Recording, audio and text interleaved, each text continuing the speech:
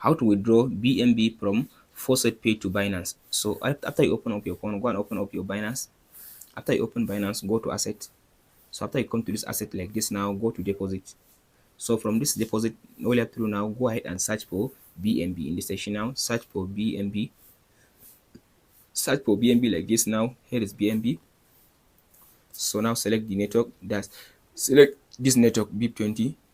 After you select the Binance network, as you can see now, tap on this copy to copy the address. After you copy the address, now go back to your FaucetPay. So after you open up your FaucetPay, now go back to the FaucetPay and tap on menu on your FaucetPay. Go to withdrawal page on the FaucetPay. Now paste your Binance deposit address.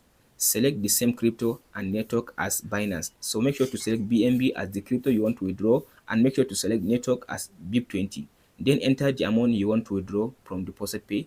After you enter the amount that you want to withdraw, then click withdraw and confirm. Then it will send you a code through your mobile number or your email address. After you confirm, then you withdraw your money from FaucetPay to Binance. Then go back to your Binance.